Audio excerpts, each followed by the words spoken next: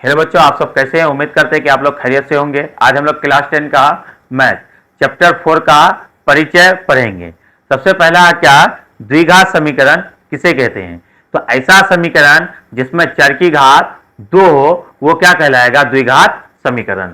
जैसे द्विघात समीकरण, द्विघात समीकरण ऐसा समीकरण जिसमें चर की घात 2 हो उसे द्विघात समीकरण कहते हैं। द्विघात समीकरण कहते हैं। द्विघात समीकरण किस कहेंगे? जब से x square plus 7x plus 12, अब तक ये होगा क्या? द्विघात बहुपद। जब हम लोग इसको बराबर 0 कर देंगे तो ये क्या क्या कहलाएगा? द्विघात समीकरण। अब द्विघात समीकरण का क्या होगा? मानक रूप। तो द्विघात समीकरण का मानक रूप, मानक रूप क्या होता है? A X square plus B X plus C बराबर 0। अब ए कभी भी 0 के बराबर नहीं हो सकता है। ए और बी क्या होगा? वास्तविक होगा। ए बी और सी वास्तविक संख्या, और x जो होगा तो x होगा चर। अब देखिए A X square plus B X plus C, अगर ये x की घात कितना है? 2, तो इसका कितना मूल्य होगा? 2। जैसे हम लोग बहुपद में क्या पढ़ रहे थे? शून्यक पढ़ रहे थे। ये शून्यक ही यहाँ क्या होगा? मूल्य होगा। अगर एक्स स्क्वायर है तो इसका क्या होगा? कि 2 मूल्य होगा। एक होगा अल्फा और दूसरा होगा बीटा, जो हम लोग अभी आगे पढ़ेंगे अल्फा और बीटा के बारे में। उससे पहले हम लोग क्या पढ़ लेते? थोड़ा द्विघात समीकरण का पहचान। द्विघात समीकरण का पहचान। द्विघात समीकरण का पहचान क्या होता है? जब x मतलब चर की पावर क्या हो? 2 हो। जैसे हो गया क्या? X square plus 3x plus 2 बराबर 0। तो चर की पावर कितना है? 2। तो ये क्या कहलाएगा? द्विघात समीकरण कहलाएगा। जैसे आपसे एक क्वेश्चन दे दे कि x प्लस 1 का होल स्क्वायर, ये द्विघात समीकरण है या नहीं है? तो इससे पहले हम लोग इसको क्या करेंगे? तोड़ेंगे। जैसे a प्लस बी का होल स्क्वायर क्या होगा? ए स्क्वायर तो X square plus B square 1 का स्क्वायर प्लस 2a के जगह x इंटू बी के जगह 1, वो उसको गुना कीजिएगा तो वही 1 आ जाएगा, बराबर 0। तो ये कौन सी संख्या कहलाएगा? द्विघात समीकरण कहलाएगा। अब हम लोग क्या कहेंगे? एक दे दिया आपसे क्या? x प्लस 2 का होल स्क्वायर बराबर एक्स स्क्वायर, क्या यह द्विघात समीकरण है या नहीं है? तो इसका हम लोग क्या करेंगे? पहले चेक करेंगे।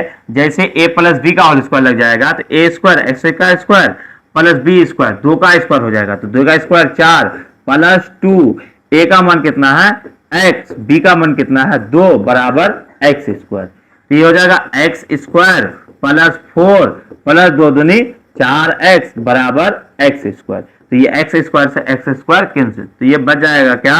4x प्लस 4 बराबर 0। क्या x की पावर 2 आया? चर की पावर क्या 2 आया? नहीं आया बाबू। तो ये द्विघात समीकरण नहीं कहलाएगा। द्विघात समीकरण होने के लिए क्या होना चाहिए? चर की घात कम से कम 2 होना चाहिए। अब आगे हम लोग पढ़ेंगे विवेचक। विवेचक या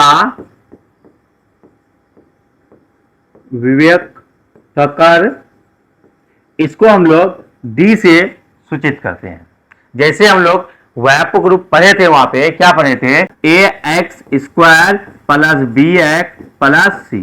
तो इसको विवेक्तर निकालने के लिए इसी से हम लोग निकालेंगे। तो डी बराबर होता क्या है, बी स्क्वायर माइनस 4ac। अब बी स्क्वायर क्या होगा, बी का मान क्या होगा या ए का मान क्या होगा। तो यहां पे देखिए ए का मान क्या है, तो ये एक्स स्क्वायर के साथ गुना है। तो हम लोग क्या कह सकते हैं, ए एक्स स्क्वायर का गुणांक है, गुणांक है। बी क्या है, तो बी एक्स का गुणांक है, एक्स का गुणांक है। सी क्या है, तो सी अचर पद है, सी अचर पद है, अचर पद है। इस पे एक ले लेते हैं उदाहरण के तौर पर क्वेश्चन, जैसे x square plus 7x plus 12 बराबर 0 का विवेचक ज्ञात करें। तो विवेचक ज्ञात करने के लिए सबसे पहला हम क्या बताए, जो एक्स स्क्वायर के साथ गुना में रहेगा वो क्या होगा, ए का मान। तो ए का मान यहां क्या है, तो 1 है। बी का मान कितना हो जाएगा, तो x के साथ जो रहेगा वो b का मान होगा, तो b का मान यहाँ 7 है। और अचर पद में जो रहेगा वो c का मान होगा, तो अचर पद में कितना है, 12। अब हम लोग से पूछा क्या है कि d निकालिए। तो d बराबर क्या होगा, बी स्क्वायर माइनस 4ac। तो d बराबर बी स्क्वायर के जगह क्या रखेंगे हम लोग, 7 का स्क्वायर माइनस 4a। a का मान कितना निकला, 1, और c का मान 12। तो ये हो जाएगा 7 का स्क्वायर कितना आ जाएगा, 49, और 4 को जब 12 से गुना कीजिएगा तो 12 चौका 48, तो बराबर 1। तो d का मान कितना निकला, 1। विवेक्तर का मान कितना निकला, 1। अब हम लोग पढ़ेंगे क्या कि मूलों की प्रकृति। मूलों की प्रकृति, मूलों की प्रकृति क्या होगा, जब d का मान किससे बड़ा होगा, 0 से बड़ा। कहने का मतलब d क्या हो, पॉजिटिव हो, d का मान क्या हो, पॉजिटिव हो। कहने का मतलब 0 से बड़ा, 1 2 3, जैसे मान लेते हैं 1 आए, 2 आए, 3 आए, 4 आए, जितना भी आएगा, जब d का मान किससे बड़ा हो जाएगा, 0 से बड़ा हो जाएगा, तो दोनों मूल क्या होंगे, भिन्न। दोनों मूल भिन्न, दोनों मूल क्या होगा, भिन्न होगा। कहने का मतलब दोनों का मान सेम नहीं होगा, अल्फा और बीटा का मान सेम नहीं होगा। और क्या होगा, वास्तविक, वास्तविक। अब क्या होगा, जब d का मान 0 के बराबर, d बराबर क्या हो जाए, 0 हो जाए, तो दोनों मूल क्या होगा, समान। दोनों मूल समान और वास्तविक। अब क्या होगा, जब d का मान 0 से क्या हो जाएगा, छोटा हो जाएगा। तो जब 0 से छोटा आ जाएगा, इसका मतलब मान क्या आ जाए, निगेटिव। निगेटिव कहने का मतलब जैसे -1, -2, माइनस कितनों भी आए तो वो क्या हो जाएगा, निगेटिव में आ जाएगा। अवास्तविक, क्या बोलेंगे इसको, अवास्तविक, वास्तविक। अब हम लोग इसमें क्या कर लेते हैं, एक क्वेश्चन बना लेते हैं। जैसे क्वेश्चन दे दिया क्या कि 3x square minus 7x plus 4 बराबर 0 के मूलों की प्रकृति बताइए। जब मूलों की प्रकृति बताने बोलेगा तो हम लोग क्या कर लेंगे, विवेचक निकाल लेंगे। जैसे d निकाल लेंगे, तो d बराबर बी स्क्वायर माइनस 4ac।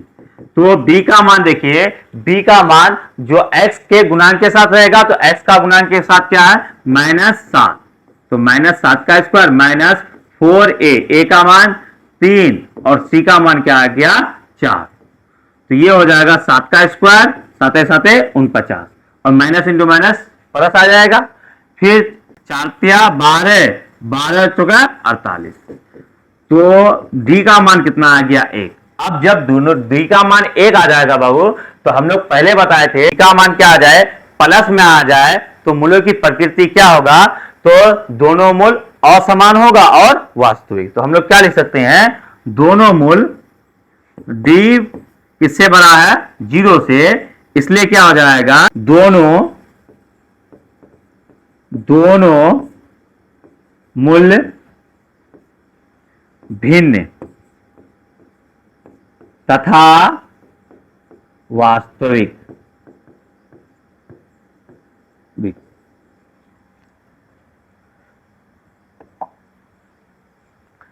अब क्या करेंगे, द्विघात का फॉर्मूला होता है, जैसे एक द्विघात क्या दिया हुआ है ax square plus bx plus c बराबर 0।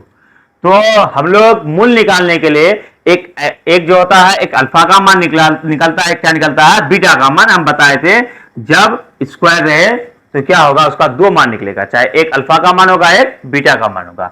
तो अल्फा बराबर क्या होगा या बीटा बराबर जो मानिए x बराबर minus b plus under root d by 2a। हम लोग इसी को और लिखने चाहेंगे तो ये क्या हो जाएगा minus b plus under root d को हम लोग अभी बताए थे क्या होता है b स्क्वायर माइनस 4ac बटे 2a। अगर इसका क्या निकालेंगे हम लोग बीटा मतलब दूसरा मूल x, तो ये हो जाएगा माइनस b फिर माइनस अंडर रूट d बटे 2a। अब ये क्या करेंगे, इसको हम लोग और अगर सिंपलीफाई करेंगे तो ये क्या हो जाएगा minus b minus under root b square minus 4ac बटे 2a।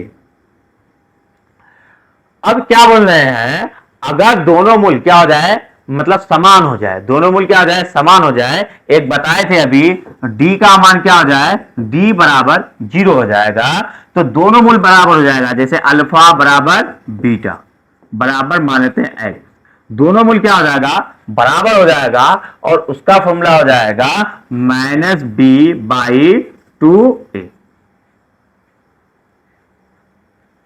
अब हम लोग क्या करते हैं, कुछ मूल निकालते हैं, गुणनखंड विधि से मूल निकालते हैं।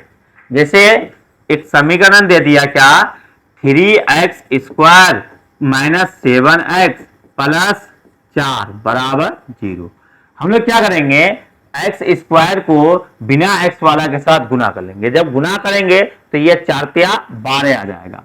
12 का हम लोग क्या करेंगे अभाज्य गुणनखंड, अभाज्य गुणनखंड करेंगे तो 6 दूनी 12 3 दूनी 6, इससे हम लोग एक जोड़ा बनाएंगे और जोड़ेंगे या घटाएंगे तो क्या आना चाहिए -7 आना चाहिए और गुना करने पर कितना आना चाहिए 12 आना चाहिए।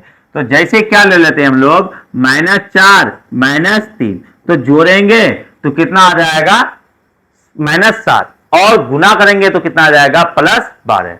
तो हम लोग क्या लिख सकते हैं कि 3x square minus 4x minus 3x plus 4 बराबर 0। इसमें कॉमन क्या आ जाएगा, तो कॉमन क्या आ जाएगा x, तो ये कॉमन ले लेंगे x, तो ये हो जाएगा 3x माइनस 4, फिर यहाँ कॉमन क्या आ जाएगा तो -1 कॉमन आ जाएगा, तो ये क्या आ जाएगा 3x माइनस 4 बराबर 0। अब हम लोग कहेंगे क्या कि दोनों कोष्टक में है उसको एक बार उतार लो, तो दोनों कोष्टक में क्या है 3x माइनस 4, तो 3x माइनस 4 और दूसरा क्या है x माइनस 1 बराबर 0। तो क्या हो जाएगा कि एक बार इसको जो है ना 0 के बराबर रख लेना है, तो 0 के बराबर क्या हो जाएगा 3x माइनस 4 बराबर 0, तो 3x बराबर 4, तो x बराबर हो जाएगा 4 बटे 3। अब दूसरा भी रखना है, तो दूसरा क्या है, x माइनस 1 बराबर 0, तो x बराबर कितना आ जाएगा 1।